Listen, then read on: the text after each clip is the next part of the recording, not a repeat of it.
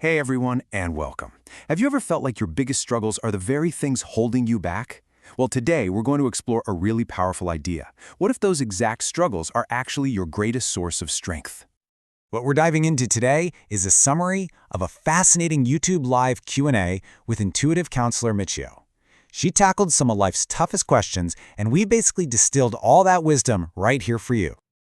Now, if you want to go deeper, the original live stream is an archive from September 21st, 2025. We seriously recommend checking out the full video for all the details. You can just use the translation function to watch it. It's definitely worth your time. So let's jump right in. The whole Q&A session really revolved around this central, superhuman question. Why, no matter how hard we try, do we sometimes feel completely and totally stuck, or in pain, or just plain lost? It's a feeling I think pretty much all of us know. So, first up, let's just take a look at the kinds of problems people were bringing to the session. You might find that a lot of these feelings are way more common than you think. People were asking about everything, from chronic physical pain that just won't let up, to that deep-seated anxiety that creeps into our relationships.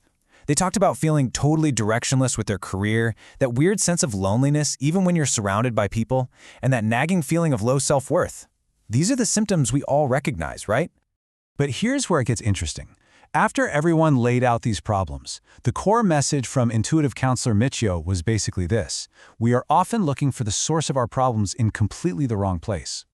She suggests that the job or the partner or even the physical pain, they aren't the real problem. They're just the symptoms. The true source of our suffering, she argues, is actually an internal one, a disconnection from our true, authentic self. And this slide illustrates that shift in perspective just perfectly.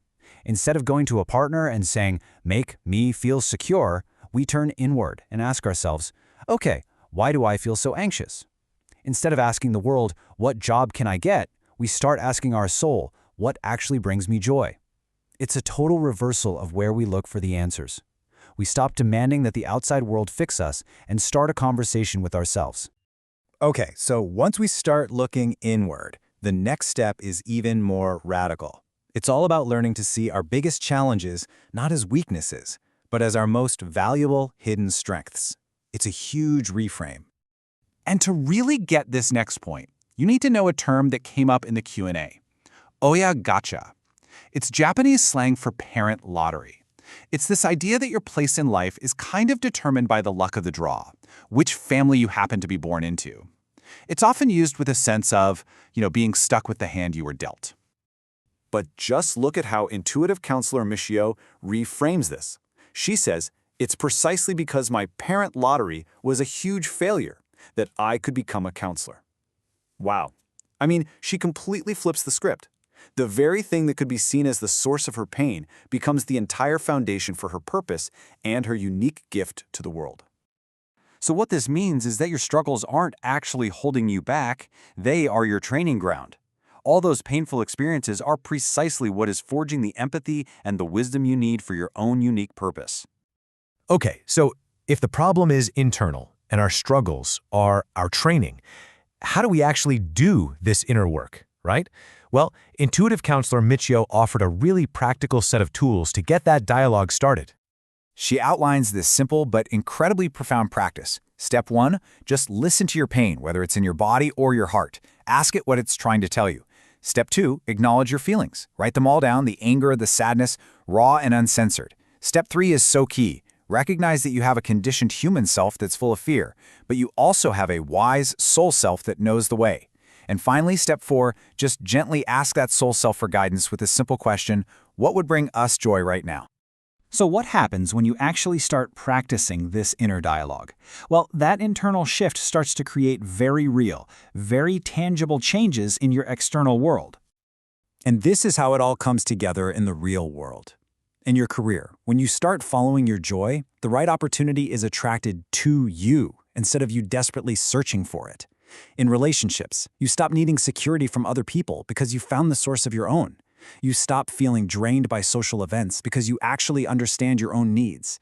And that big, scary idea of a mission or purpose, it just dissolves into taking small, simple, joyful steps, which, it turns out, is how you fulfill your purpose anyway.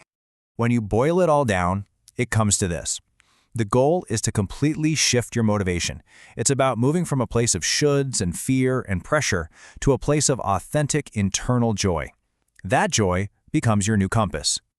And this brings us to the final and maybe the most empowering part of the whole message from intuitive counselor Michiyo, the incredible power of your own choice, your own free will. She uses this really powerful metaphor for this. Think of all your life experiences, especially the hard ones, as souvenirs that you've collected on a long, long journey. And here's the choice. You can keep them all packed up, carrying them on your back like heavy burdens for the rest of your life. Or you can choose to open the bag, unpack them, and discover that they are actually powerful tools.